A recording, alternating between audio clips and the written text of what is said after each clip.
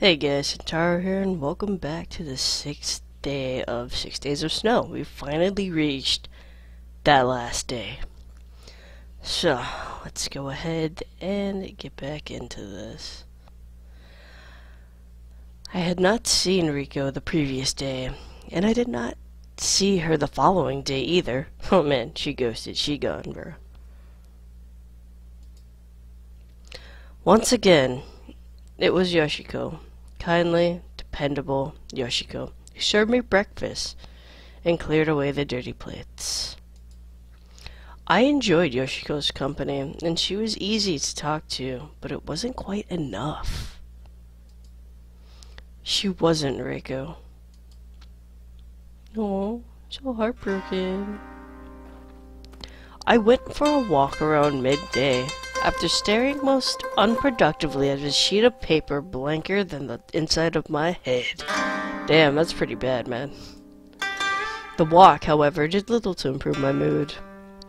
I couldn't compose. I could hardly even think. My brain was full to bursting, and what little snatches of poetry I managed to summon forth were far too overwrought, melodramatic, melancholy.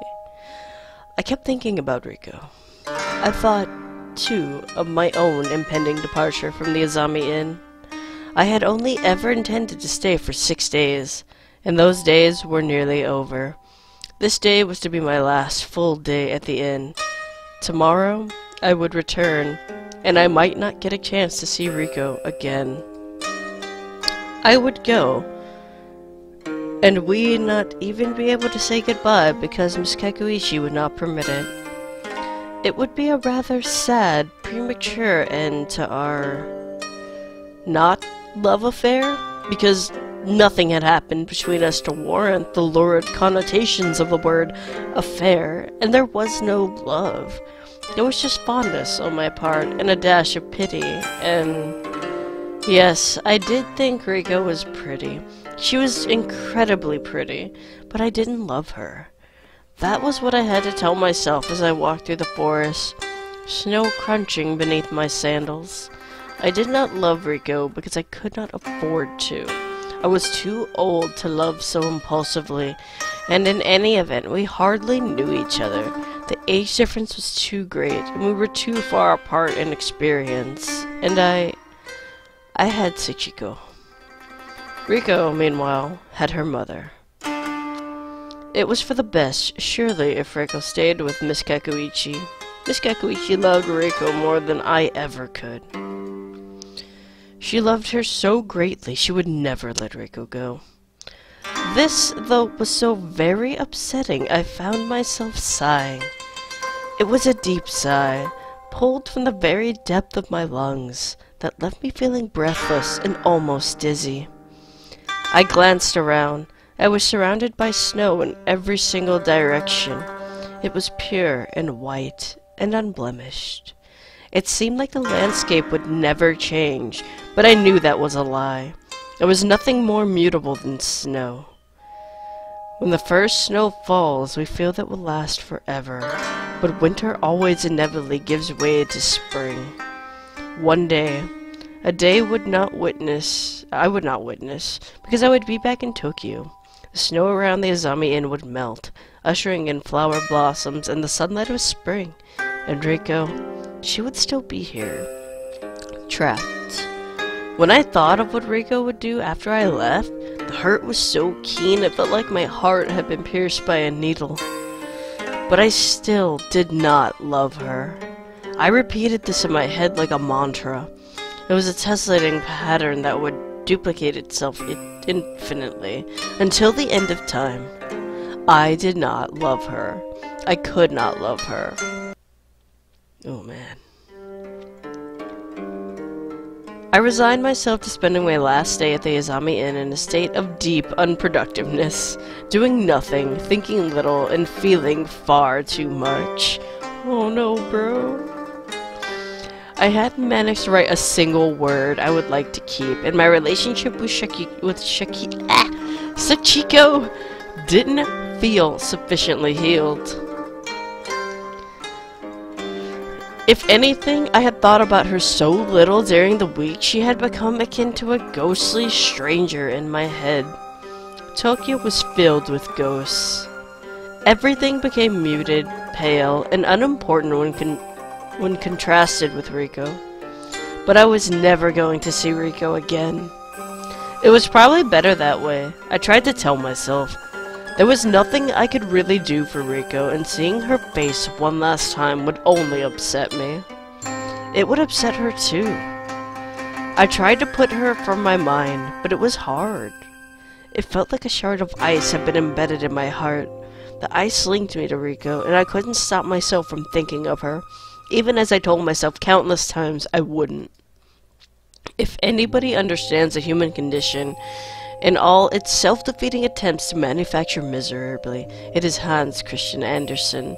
His fairy stories, though nominally tales for children, speak of great sadness. A tin soldier who perishes in a fire with his paper ballerina, the little mermaid who turned into foam, the matchstick girl who dies on the streets, cold and sore and painfully alone. Perhaps these kinds of stories, where nothing works out in the end, and good people don't receive what they deserve, are the sorts that should be told to children. We need to teach them from youth the true nature of the world. Things are not fair. Perhaps if Riko had heard such stories whilst growing up, she wouldn't have hoped her own life could conclude with a happily ever after. It was because she hoped that she hurt. If she stopped dreaming of an escape, maybe she could accept her lot in life with a bowed head and solemn sigh. But still, she kept on hoping. I wondered if I had encouraged her hopes. Had my arrival at the Azami Inn adapted metaphorical wood to the proverbial fire? In the grand scheme of things, we were still strangers. We had only spoken on a handful of occasions, and we knew precious little about one another. I was only obsessed with Riko because she was young, and pretty, and interesting. Like a heroine from a Soseki novel. She was so pure and perfect, it seemed impossible she would meet with anything other than an unhappy ending. Being a writer, I had a certain affinity for unhappy endings. Riko, meanwhile, was only giving me attention because she had nobody else to give attention to. I was her last resort, the end of the line, so to speak, before the tracks were swallowed by the snow. She did not love me. She could not love me. I could not love her either. But still, if I was younger, I would have written a poem about her, just as I had written one for Sachiko. Mine and Sachiko's first kiss was forever commemorated with the blooming of 100 once were fireworks. But I knew I shouldn't write a poem for Riko. That would seem like too much of a betrayal. It would hurt Sachiko were she to find out, and what could a mere poem do? It was a pretty little idea that didn't amount to anything. It wouldn't help anything. It wouldn't change anything. All it could do was stroke my own ego. We writers are characterized by gross indecision. When we feel anxious, we prefer to confide our thoughts and feelings to a piece of paper. Unfortunately, just as little practical good, it never solves our problems. It only serves to immortalize them. What use is art if it has no genuine use to the general public? Perhaps all my art, then, was useless, a complete waste of time. Such were my thoughts as I sipped a cup of lukewarm green tea Yoshiko had brought me, and looked out at the snowy landscape. It was snowing again. The flakes were being whipped about by the wind as they fell through the air. The sight was enough to make me feel sleepy. I yawned, setting my cup of green tea to one side. I was being foolish. Beyond foolish. It was my last night at the Azami Inn. I shouldn't have been spending it in such a maudlin a way, staring at the falling snow and contemplating my own happiness. This inn, if it was famous for anything, that was most renowned for its hot springs, it would have been ridiculous if I failed to make the use of the facilities while I was here. I wouldn't get another chance. I was never going to come back. And so, with this thought in mind, I rose to my feet and attempted to shed my selfish self-indulgence. I was already a writer, wasn't I? That should have been selfish and self-indulgent enough. Where you going, bro? Them hot springs? I made my way to the springs, ready to relax in the hot water as I let it. What? Wash away my anxieties? Such a thing would only have been possible if the water was hot enough to induce amnesia. But I tried to be hopeful. Soon, I knew I would be back in Tokyo. But for now, I was still in the countryside, where it was so quiet you could hear your own heart beating if you listened hard enough. The sound of my heart mingled with my footsteps against the falling snow. It was beating rather placidly, with little to stimulate or excite it, but when I arrived at the hot spring, a towel around my waist and my exposed skin prickling in the cool air, I received something of a shock. I wasn't alone. Ooh, snap, got juicy. Oh, dude. There, standing in the spring, looking up at the moon with an almost religious reverence, was Riko. The water barely reached her knees. It left the rest of her body completely exposed.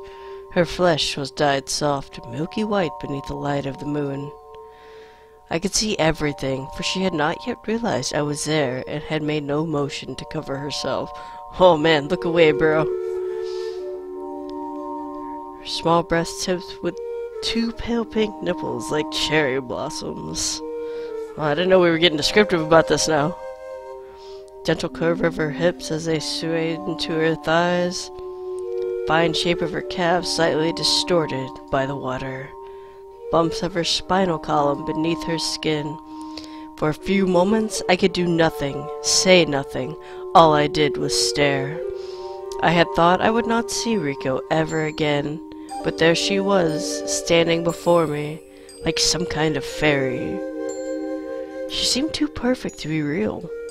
She was so small, slender, and delicate, I feared she might evaporate into mist.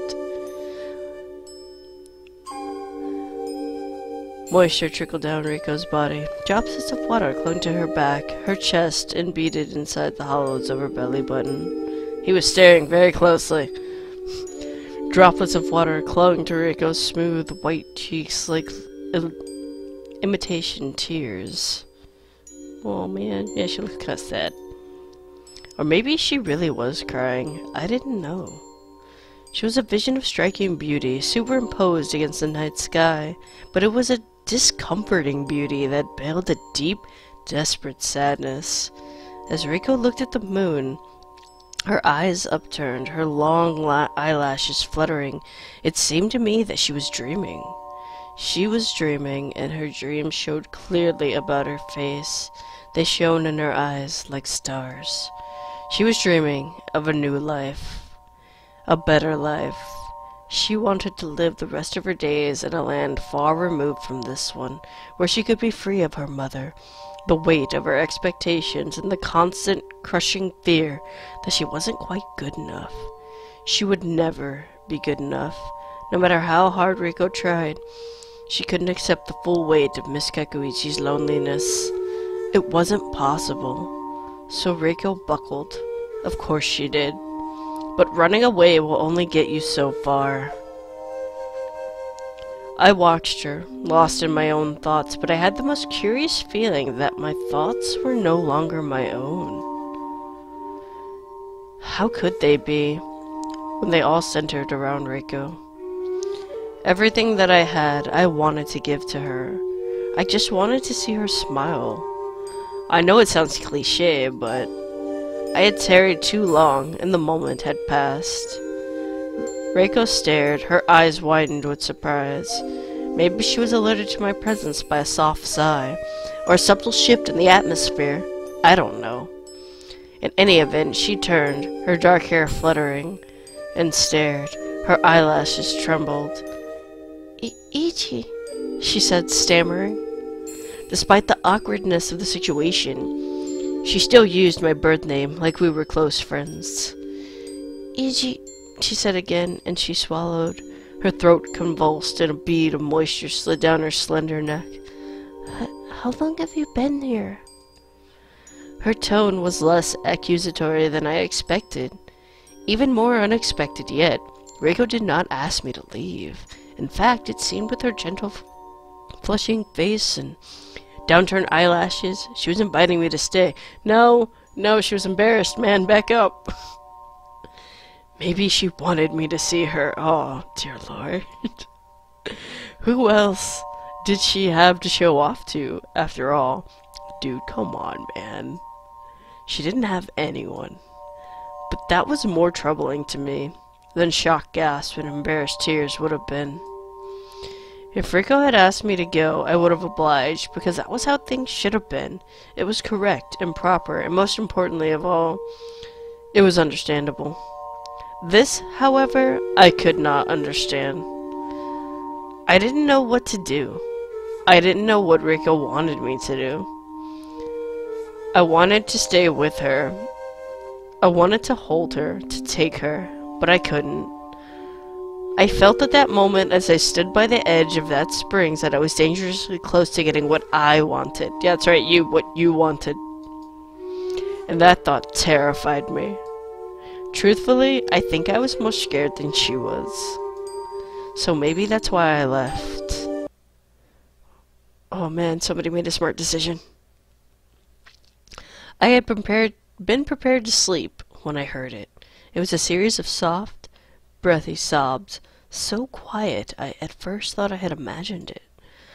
I turned over on my futon, eyes sewn tightly shut, and tried to force myself into slumber. But again, just above the moaning of the wind, I heard it. There was a gasp, which was muffled as though by a sleeve or fingers. It was a belated effort, however, because I had already heard it. It appeared that there was a little lost ghost meandering about outside my room. I could envision it clearly, surprisingly so, perhaps, considering I had never met a ghost before. It seemed inevitable, however, that my little ghost would have long, dark hair, and pale, brown eyes, with a tiny pinprick of a mole beneath the left. I knew, even before I rose to my feet and opened the door, who the interloper was. Ichi? My little ghost gasped and took a few shuffling steps backwards. The tatami floor creaked in protest. Maybe the inn was lonely too. Reiko, I said, and then my face flushed. I couldn't help but remember our earlier encounter. How could I not? Ever since I had seen her in the hot springs, bathed in the moonlight, I had scarce been able to think of anything else. Pervert. Though I had tried to sleep, I couldn't. It wasn't possible. My head was too full of thoughts of her. I should have sent her away. I knew I should have, even as she stood there, looking at me shyly beneath her eyelashes. But I couldn't. Not when it was obvious at a glance that she had been crying. She was still in the process of crying, in fact, because her eyes were brimming with tears. I had never wanted to hug her more than I did at that moment. I'm sorry if I was bothering you, said Reiko, looking down at her feet. I mean, after what happened, you probably don't want to see me. It's not that I don't want to see you, I said, my voice strained. But, look, I don't know how I'm supposed to feel about this. And your mother? My mother isn't here. But if she found out, you'd get in trouble. And that was to say nothing of the difficulties I would find myself in. Though I didn't particularly like Miss Kekuichi, every day I resided within the inn I had grown to like her less and less, I couldn't deny I was slightly scared of her. I imagined a lot of men were. But I wanted to see you, said Reiko, her lower lip trembling. I was afraid you didn't want to see me anymore after you ran. I didn't run.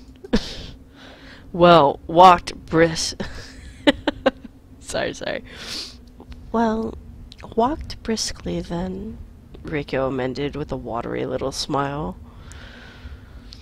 The smile didn't last. Good and pure things never do. I don't know, she said, sniffling. I seem to burden everybody, and I'm never good enough, and it's too late for this. I'm probably getting in your way. I should go. No! I frowned, stunned at my own suddenness. I think Rico was surprised too, because she flinched. I paused, drawing breath. I didn't want to scare Rico, especially not when she looked so anxious already. Her eyes seemed far too big for her face, and her body hunched in on itself. Rico, I swallowed. My own spit tasted strange, like cotton wool. It's obvious that you're upset, and if you want to talk to me, I'm here for you. I don't want to cast you out in your hour of need. But you're a guest. I shouldn't be inconveniencing you, really. If you were being an inconvenience, I wouldn't be inviting you into my room. Oh, do you really mean it? You'll invite me in? Of course. Let's make amends. Please. The word please truly was a plea. It sounded so desperate, even to my own ears, that it hurt. Will I be able to look back on this shameful story in the future? A future further away than the current? And laugh? I hope so. The only virtue of these immature follies are the amusing anecdotes they birth that can be shared around a dinner table. But I was, and am, much too old to know better, and I have no desire to share these stories with anyone, least of all Sachiko. Come on inside and tell me why you were crying. Rico sniffled and wiped her eyes with her sleeves, but yet more tears began to trickle from the corners of her eyes. Somewhat lamely, Rico protested. I'm not crying. It was such a feeble lie, I didn't bother to call her bluff. That would have been ungentlemanly. Alright, I said softly. I was humoring her, perhaps, but it was better than flat-out condescending, though the two are closely related. I moved to one side and Rico entered my room, sliding the door behind her quietly. The sound of the door sliding shut was almost drowned out by the hollowing of the wind and the falling of the snow outside. So, this is what I said, an anticlimactic lead-in, perhaps, as the two of us sat at the kotatsu. What's wrong? Oh, Rico sniffled, wiping her eyes. It's nothing. It was not the most convincing of lies, looking back on it. I'm not sure it was meant to be. Is it about the hot springs? I ventured. Are you embarrassed? No, said Rico, shaking her head. I mean, well, maybe a bit, but it's just a human body. I don't think it should be shameful. Maybe not, but my voice trailed off. It was just a human body, true, but there was no denying Rico's body was beautiful. I wasn't sure how to phrase that without sounding lecherous, though. In the end, I decided it was best to leave this musing unspoken. I didn't want to make Rico uncomfortable. You know, the thing with the hot springs, that was an accident, I said at last, for whose sake, I don't know. Rico nodded. It's fine. It was my fault, really. I shouldn't have been in there. I'm not a guest. And more pressingly, she'd been in the men's section of the springs. I knew because I had made sure to check before I went in, and I had checked once again as I left. Shamefaced. I didn't point that out, though. It might have sounded accusatory in what I was trying to accuse her of anyway. Like, what was I trying to accuse her of anyway? Seduction? Why would a pretty young girl like her try to seduce an older man like me? I wasn't that egotistic. Well, if it isn't the hot springs, it must be something, I prompted. Rico sighed. It's silly, really. I'm ashamed. I'm bothering you with this nonsense at all. You don't need to be ashamed. If you're upset, you're upset. We can't help how we feel. Oh, Eiji, you're so kind to me, but you're wrong. I should be ashamed. If I'm crying, it's my own fault. It's because I deserve it. You don't deserve to be upset. Why do you think you deserve that? Eiji, Rico sniffed. She was trembling. I'm not a good person. No matter what you might think, I'm not a good person. And yet, despite her grief, Rico still tried to keep her voice hushed, lest she awoke any of the other guests. While imploring me to believe in her wickedness, she paradoxically proved just how conscientious she really was. That made me care for her all the more. But why do you think that? I pressed, struggling to understand. It isn't because of your mother, is it? Has she been telling you you're a bad person? My mother says I'm the best daughter she could ever wish for, and that she loves me dearly, and I'm smart and beautiful and talented, said Rico dully, as though reciting a shopping list.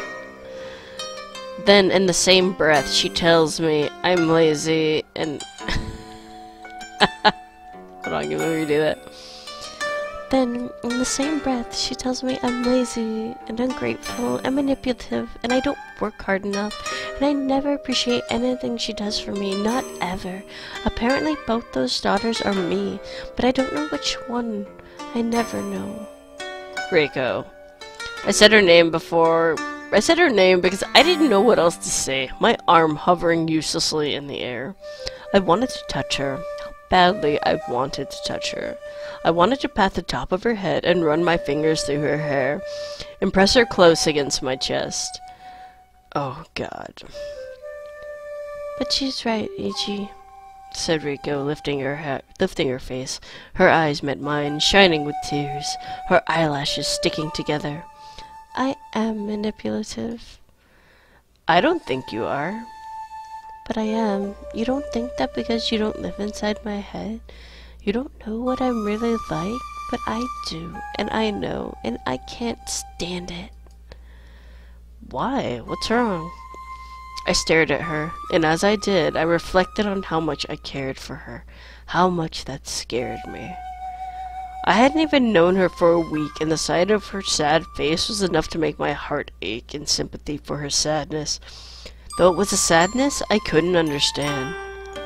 I am manipulative, Rico repeated, as though saying it twice would make it so. Even now, while I'm talking to you, I'm being manipulative. But what do you mean? Try and explain so I can understand, I pleaded. But because when I sit here with you, looking pathetic, it makes you feel sorry for me, doesn't it? It makes you want to take care of me, and that's what I want, Rico confessed. She looked up at me, her eyes imploring. I know you're soft and sentimental, and I know what effect it'll have on you if I act like this. And I know it'll make you worry, but still, I keep doing it. Well, perhaps you are manipulating me then, I said, but why does it matter? Perhaps I want to be manipulated. Oh, Yuji, you're so silly, Rico sniffled. But I swear I can see the ghost of a smile. Watery though it was. That smile, however brief, gave me hope. Oh, Rico, I said, parroting her in a childish manner. You're so silly. You're overthinking far too much. Maybe, but... She sniffed, wiping her eyes with the back of her arms. I know all human interactions are just manipulations, really. We all act in certain ways to achieve certain results. I just don't know if other people are as callous as I am. You're not callous. You're not even in your 20s yet, for goodness sake. What does being young have to do with anything? Rico asked. You aren't trying to talk down to me, are you? No, and I'm not trying to discount what you're saying either. I'm just telling you, one self-aware teenage girl is hardly a monster. I wondered at the back of my mind whether I was being too avuncular. But once I had begun my little lecture, I couldn't stop myself. It's a bad habit. For a relatively unknown writer, I've always had far too much pride in my words. Unwanted, though they may be. If you really want to be a wicked person, try living a little longer first, I instructed her. It's far easier to hurt people when you're older and have more money and power. I'd rather not... I'd rather not live a few more years, or maybe more years at all. I've lived a perfectly good amount already.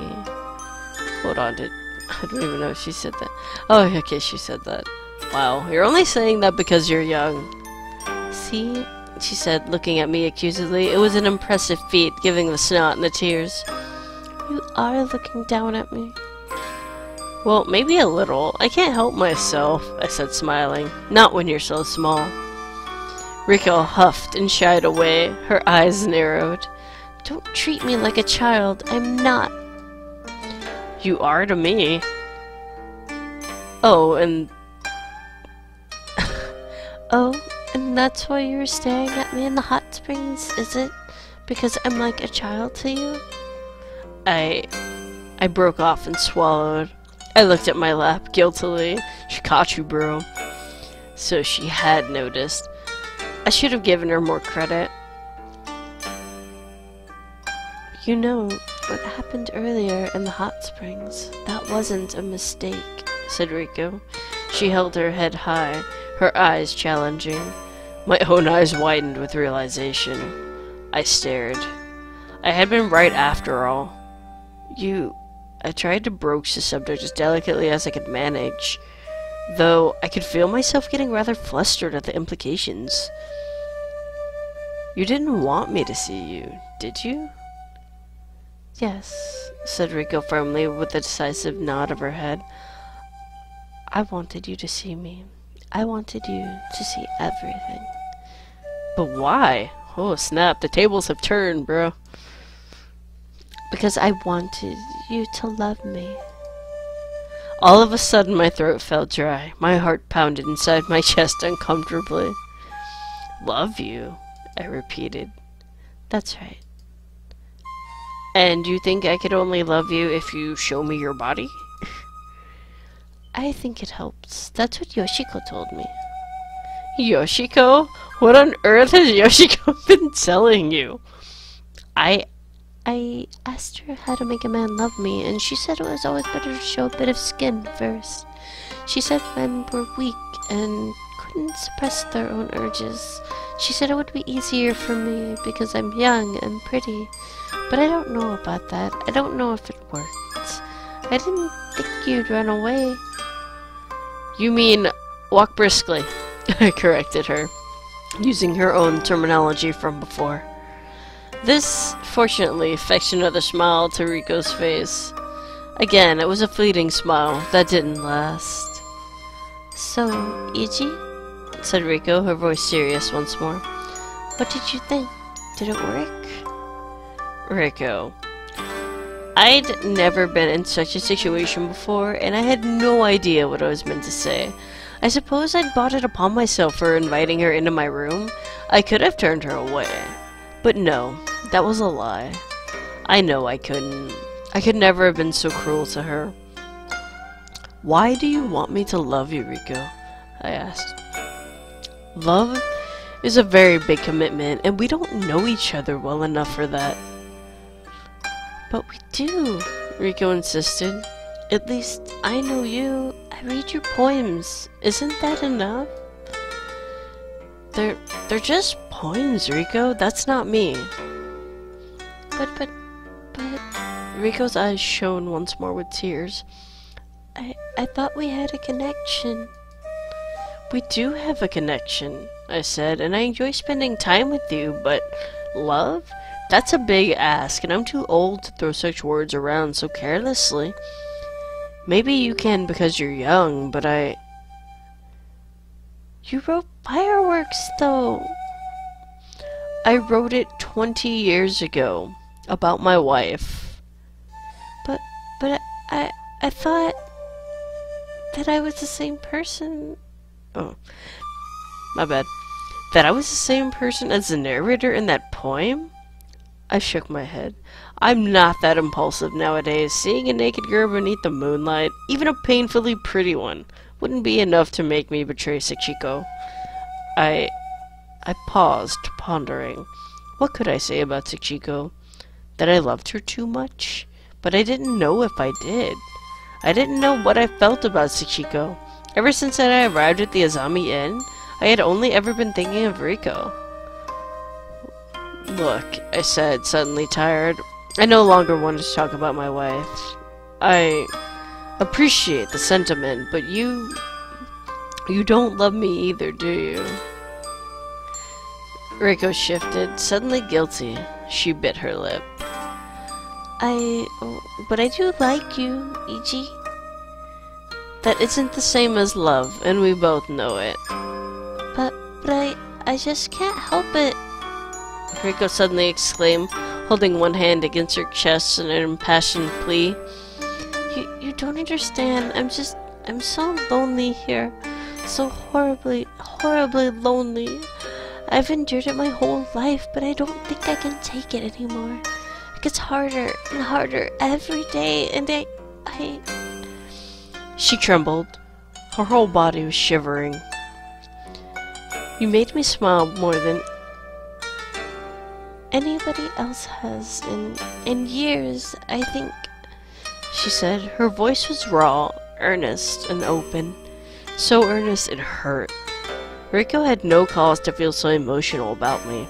She was a pretty young girl, and I was an old man, far past my prime. I had been somewhat attractive in my youth, but my hair was going gray and my skin sagged. Had Riko been a city girl, born and bred, who was allowed to go to school and have friends and live a normal life? I couldn't imagine her having any interest in me whatsoever. She shouldn't have been interested in me. The fact that I seemingly was the only person who had bothered talking to her like an equal in years, I wanted to cry for her. She was too pretty to ruin her face with tears. So what if I don't love you? Asked Riko, clenching the fabric of her kimono tight between her fingers. I at least like you, and that's more than I can say about most people. You've talked to me and told bad jokes, and you made me feel like I mattered. I just want to matter. You do matter, Riko. You matter a lot. But that's really true. Then why don't you love me? She spoke quietly, her head hanging like a snowdrop's, resigned, I think, to an answer in the negative. She already knew before I opened my mouth what I said wouldn't make her happy. It wouldn't rekindle her smile. But I couldn't hurt her any further. I wouldn't let myself. It isn't that I don't love you, Riko, I said, my breath catching in my throat. Like I said, I can't. It wouldn't be right. But I just want somebody to love me. Somebody who isn't my mother. I'm so sick and tired of being treated like a child. She suddenly exclaimed, her voice forceful beside her tears. Yeah, I didn't do forceful on that. I wanted somebody to love me for who I really am, not who my mother thinks I am. Riko, I can't, I said again, though my heart ached at the very impossibility of it all. Loving you wouldn't be good for me, and loving me wouldn't be good for you. You shouldn't offer yourself to me because you're lonely. It's unhealthy. But Ichi, Riko sniffled, wiping her eyes with the back of her arm. I'm only probably going to live here my whole life. I can't move because I don't have any money, and in any case my mother needs me too much. My mother loves me, and I love her, and though she hurts me and I hurt her, we hurt each other, and I don't think she could survive without me. She couldn't, and I don't want to upset her. Not when she's done so much for me. I'm going to be stuck here forever. No man is ever going to be interested in me. Or if they are, my mother will scare them off. I don't know if you've noticed, but she's good at doing that. Like the old man from last year? I asked. How did you know about that? Yoshiko told me. I should have known. Yoshiko loves to gossip. Not that there's much else to do around here. Reiko glanced about at my room. She looked at the snow falling beyond the window, and the scuffed tatami mats and the old kotatsu with scratches embedded deep in its surface. Idly, she traced a finger against one of those scratches in the tabletop. I was thinking, I'm going to die all alone. I love this old maid, so before that happens, I might as well... She bit her lip. I might as well give myself up to somebody I at least kind of like, even if it's not love. It would be far too depressing otherwise. You don't know that, Rico. You don't know what the future holds. You're still young, and you have a long life ahead of you, and you... will spend it up here with my mother because that's what she wants, and I'm too weak-willed to refuse. I wasn't taught how to. I don't have the knack. You seem strong enough to me, I said with a note of wonder in my voice. After all, you're propositioning a man more than twice your age. Riko giggled a little at this compliment. Her face flushed slightly, not from embarrassment, I think, but happiness. I so loved seeing her happy. Even if it was sad, broken sort of happy, that only occur in self-conscious little bursts after prolonged bouts of crying. It was a weak, delicate sort of happiness that wouldn't last. But nothing in this world does. Not even Miss Kekuichi, or her end, or the snow around it. Someday, perhaps not someday soon, but someday in the distant future, they would all be reduced to phantoms and firewood. Until that day, however, Reiko was trapped. She couldn't leave, and even if she could, I doubted that she would. I think she felt too indebted to her mother, and she worried too much. She worried because she loved her. Reiko loved her mother dearly, and her mother loved her, but it was precisely because of this misplaced, painful, poisonous love that Reiko was suffering. She was suffering so much she seemed to be wasting away before my eyes, even as she laughed. Her laughter soon subsided into wet hiccups. Wait, hiccoughs? That's a thing? She started to cry again. There was always more tears to be shed. Her eyes had not yet cried themselves dry. I must seem so pathetic. I don't think you're pathetic, I said, but she wasn't listening.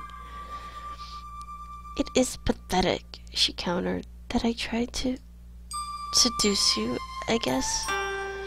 And she said the word seduce, her face flushed so delightfully I found myself feeling quite flattered a girl like Reiko had even bothered. I know you have a wife and children, and you're a lot older than me. My children are both older than you.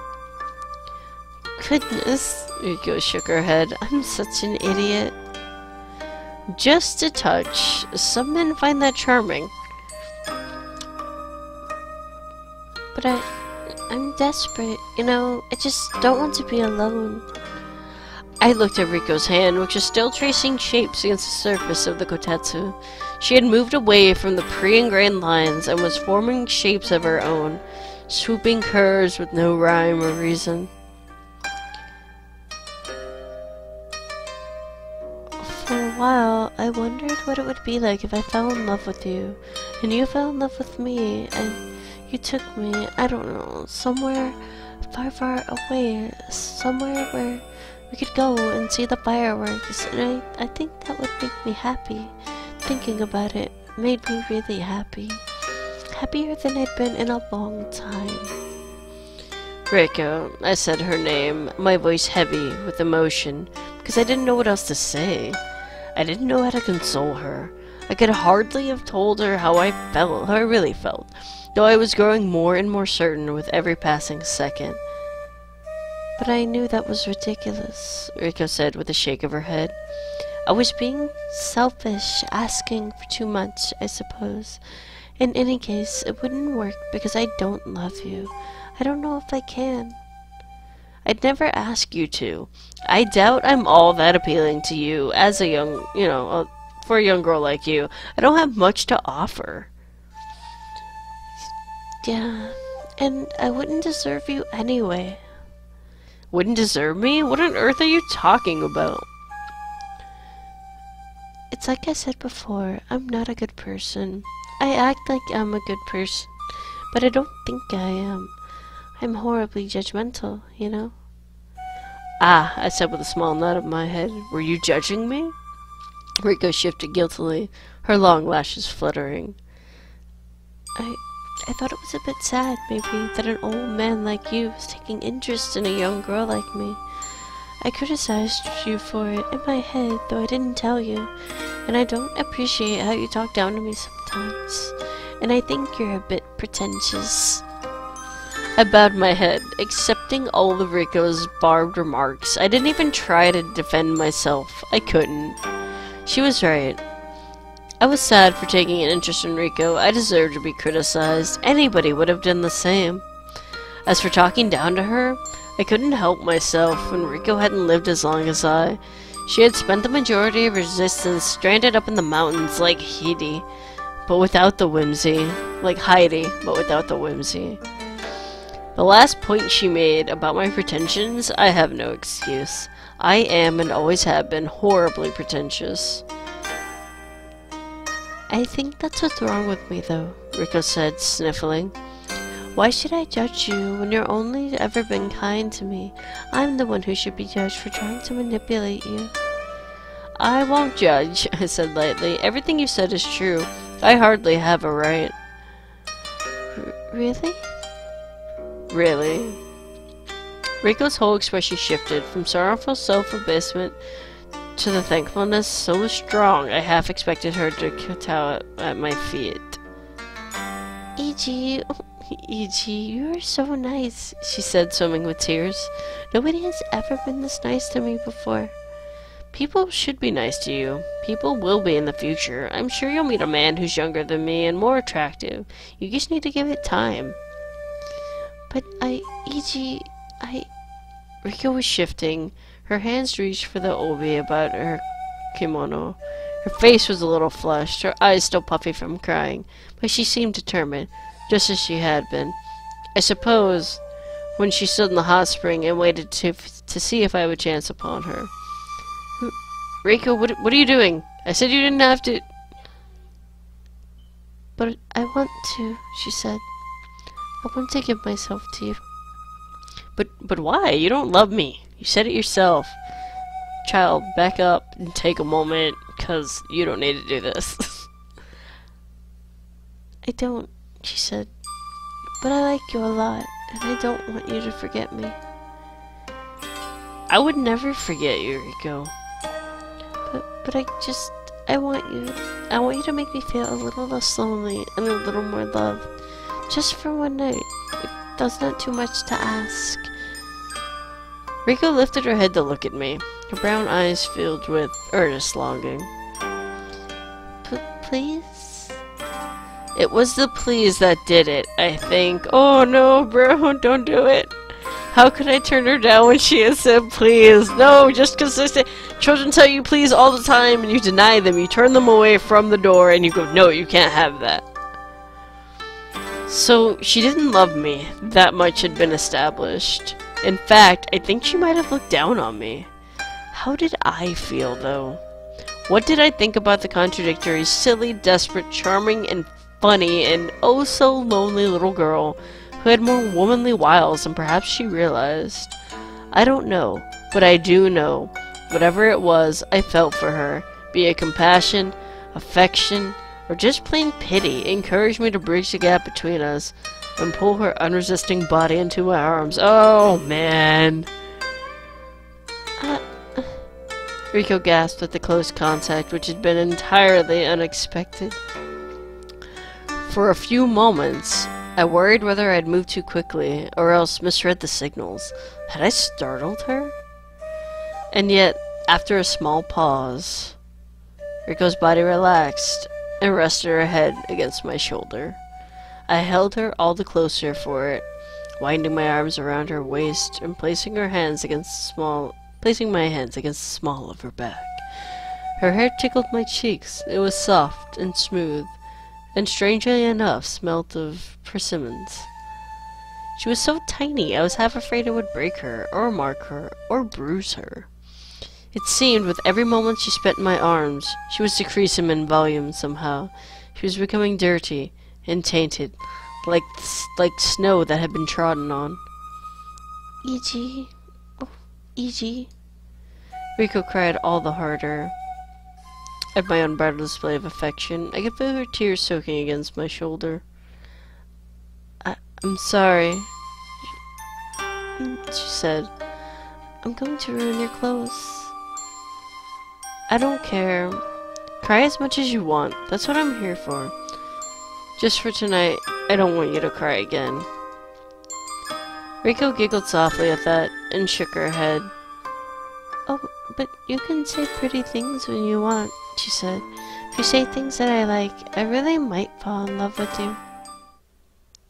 Oh man, some shit went down. Oh no, bro!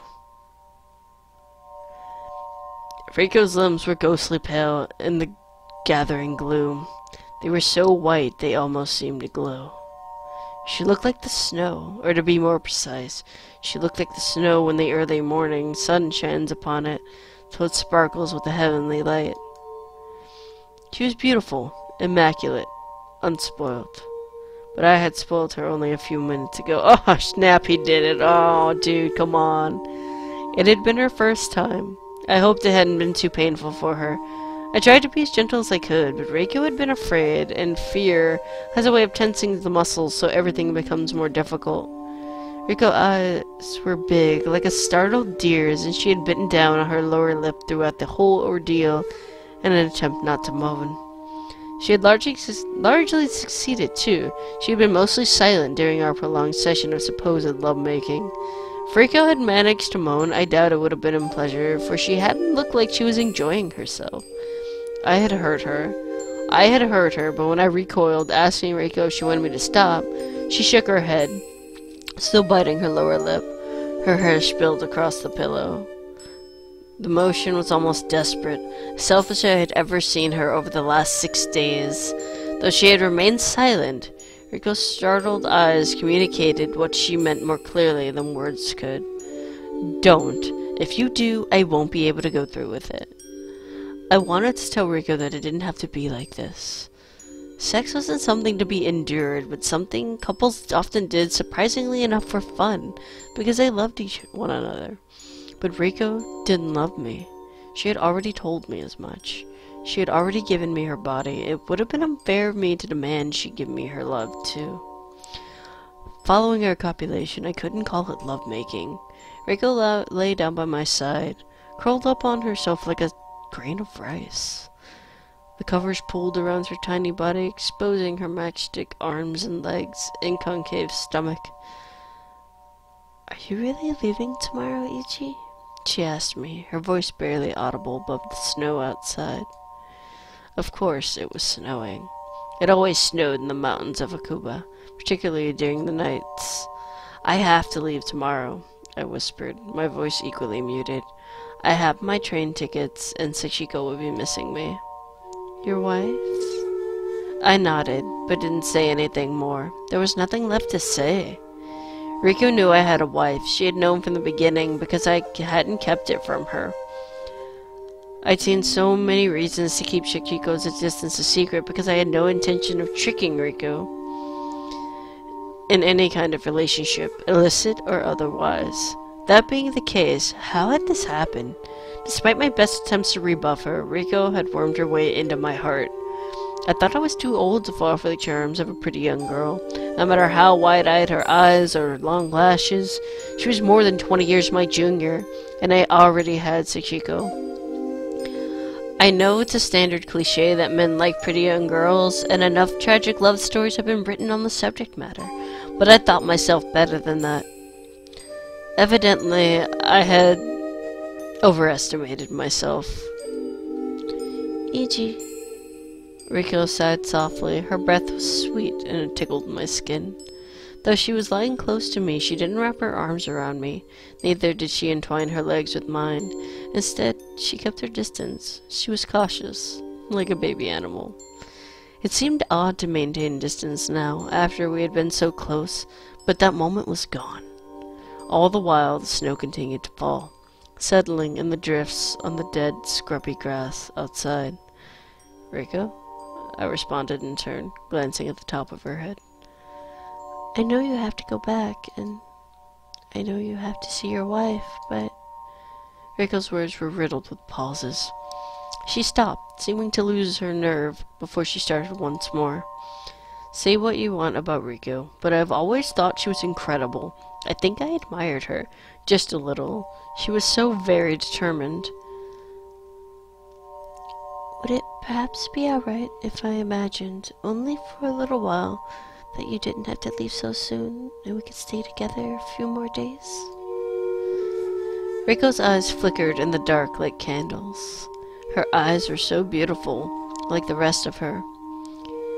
They were amber brown, like liquid resin, and looked even browner in the dim light. You can pretend all you want if it makes you feel better, I told her, like some kind of monarch distributing dividends. I winced after I spoke, and hated myself for it. My heart felt too heavy for my ribcage, and my chest ached. I wanted to give her, oh, so much more, but there was no words, ironic for a writer, and nothing seemed good enough. Riko had suffered too much in her life. It was foolish of me to imagine our meeting might have changed anything. Our relationship had changed precisely nothing, except adding to Riko's loneliness. Then again, what was another drop in the ocean? You know what I have been pretending? Riko said softly. So softly. What? I asked. I have been pretending that when you leave, I'll accompany you to the train station. It will be snowing, of course. Of course. The two of us shared a smile at this, the last smile we would ever exchange, and Riko even laughed. Her laughter sounded rather lonely in the still and quiet of the snowy night. Well, she continued, it'll be snowing, and the platform will be white, and the train tracks, too. It'll look so pretty, like something from a fairy tale. It'll be like the mountains are pure and undisturbed, and mankind never laid those ugly steel tracks to begin with. I chimed in. That's right. The tracks will be gone, and I'll let myself believe for a moment, just for a moment, that we've been cut off from the rest of humanity, and you won't be able to leave. Then you'll stay here, with me. Riko frowned. Her brow furrowed. But then the train arrives, because that's how life is, and nothing can last forever. Not even in fantasies. I think I'm too practical, and it seems like quite a sad fantasy. It isn't so sad. You'll leave Kuba, and you'll go back to your wife, who's ever happy to see you, of course, while Riko paused. Her eyes were dark, with shadows and unspoken words. I tried to fill in the gap the best I could. What did Riko have? She had the snow that surrounded her every which way you looked. She had this inn in the middle of the mountains with creaking floors and rattling windows. She had an irate mother who scolded her for every minor misdemeanor while suffocating her with unwanted affection. That was Riko's life. She had no means of escape. She had no hopes of a better, brighter tomorrow. There would be no happily ever after. I think I would like to kill myself, Riko said. She said it simply, as though it was the most natural thing in the world. As B comes after A in the English alphabet and winter becomes spring, Kakuichi Riko would kill herself when I left. Riko, Anxiety seized up my throat. I couldn't talk. I felt like my vocal cords had frozen. Wasn't it embarrassing that I, a grown man, was letting the fancies of a young girl work me up into such a state? But that's why I've always wanted to be a writer, I suppose. I'd always been far too passionate, and the suicide of a pretty young girl, over a subject as tired and tested as a failed romance, couldn't fail to move even the hardest of hearts. "Don't worry, Ichi," said Riko with a small smile. "I won't really kill myself. This is just an imagining. I'm playing pretend. Forgive me, but I've always thought playing denoted a certain kind of childish happiness." "It's supposed to be a tragic play," said Riko, her eyes boring into mine. "I wouldn't know because I've never seen a play, but aren't tragedies popular?" "Beloved suicides at Sonozaki is rather popular.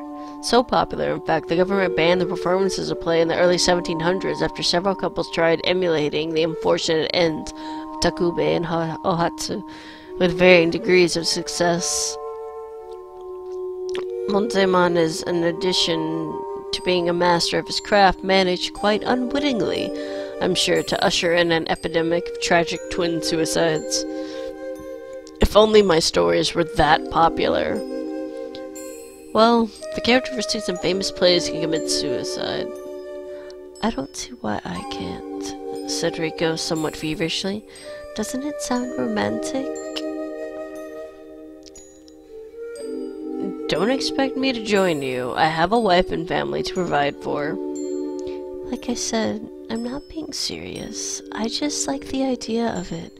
Seems very dramatic and very final." I don't know if the thought had crossed my mind before, but Riko could be quite frightening when she wanted. Well, she was her mother's daughter.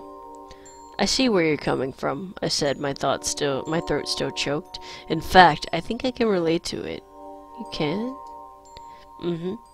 When I was younger, there was a girl I liked. Her name was Miki. I liked her such a great deal, I threatened to kill myself if she didn't go out with me. She refused. As well as she might, and, well, I shook my head. As you can see, I didn't go through with it." "I'm glad you didn't," said Riko.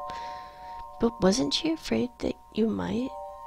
"Miki? Oh, she hardly knew me, and I hardly knew her either." "Then why did you—" "Because I was childish and immature, and I supposed it sounded exciting. I never had any intention of actually doing it.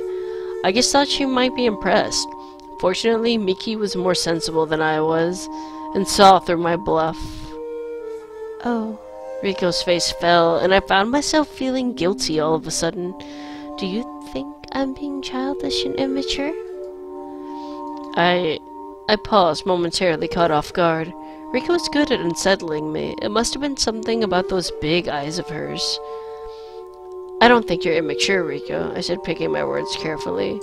"Words can be weapons, and I can hurt her more than enough that evening. I would continue to hurt her tomorrow, and the day after, and the day after, even when I was nothing more than a memory. Memories can have the sharpest bite of all." "But you think I'm childish," she countered, having seen through my selective phrasing. "You are a child, Riko. You might be more mature than your mother imagines, but you're still a teenager." "But you slept with me," she said innocently. "I'm defiled now, so I can't be a child anymore. Children don't do things like that." "You weren't trying to prove a point, were you?" "No, it's like I said. I just didn't want you to forget me." "And like I said, I can never forget you, you silly girl." "Well, now it's assured," she said in the same manner children might when talking about pinky promises. "If I lie, may I eat 1,000 needles." She was trying to sound mature, I think, and brave and strong, but the discrepancy between her words and her tone, which threatened to fragment, was painful. I wanted to pull her to my chest and hold her tight, and run my hands through her hair, and tell her everything would be all right. But that would have been a lie. All of it. Lies. It wouldn't be all right. Not for Riko, whose only solace for the real world was fantasies about suicide. "Like I said, I wouldn't really kill myself," she repeated. "I'm a coward, and I'm scared it would hurt. My mother would be very, very angry with me. People would gossip, and she'd think it's some slight against her parenting. I bet she'd think I did it on purpose to hurt her. I think your mother is a fool. You're more than the culminating of your mother's parenting teachings. You are your own person.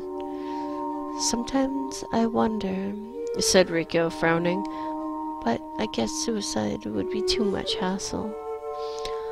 I don't think that should be the primary reason for not killing yourself. Oh? Rico raised an eyebrow. Isn't that reassuring enough for you, Ichi? Doesn't it make you feel better knowing I won't kill myself? I'd rather not talk about you killing yourself at all. It wasn't how I had imagined spending my last night in the Azami Inn. But then again, I hadn't imagined I would sleep with Rico either. For a writer, my own imagination is fairly lacking when compared with reality. But... Rico paused, her expression contorted, and her eyes. They were shining as though they contained shooting stars. The tears that gathered in the corners of her amber eyes were constellations, and they quivered shyly, anxious to make their debut. No doubt she was afraid of inconveniencing me. Even if I don't talk about it, Ichi, I'll think about it, because thinking about it is the only thing that makes me happy.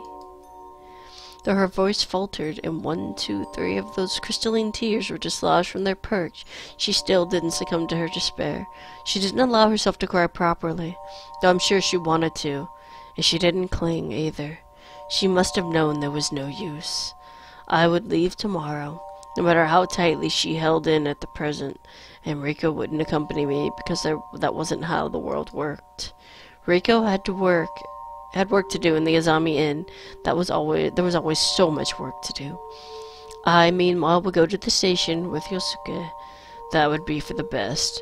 I wondered, come to the following morning, while I sat on the train and Rico busied herself with menial labor, what she would think about. The roar of the wheels against iron tracks. Her life, a dull, mundane thing not worth much by most people's standards, flashing before her eyes. Then, nothing at all. I wanted to love her so badly it hurt, but I restrained myself. I had to. If I told her I loved her, that might have been the final straw. It was easy to threaten suicide if you wanted to manipulate somebody. It was, as Reiko had said, a very romantic thing to do, befitting of a femme fatale like Tanizaki Naomi. It's far harder to go through with it. But if Rico knew, unequivocally, without a doubt, that I had grown to love her, killing herself after such a confession would have been very appealing, don't you think? It would have been like something from a novel. Like something from a novel I might write. Oh, snap, man. And Rico, for want of friends or family, enjoy losing herself into fantasies. That was why I didn't tell her. I couldn't. I loved her far too much. Oh, man. Okay, guys, well, that's the end. Some deep emotions went down. In the end, he had to leave. The things were everywhere. But alright, guys, thank you for joining me in this reading, and hopefully we'll come up with some games or some more visual novels next time. So, y'all have a good one, and I'll see you then.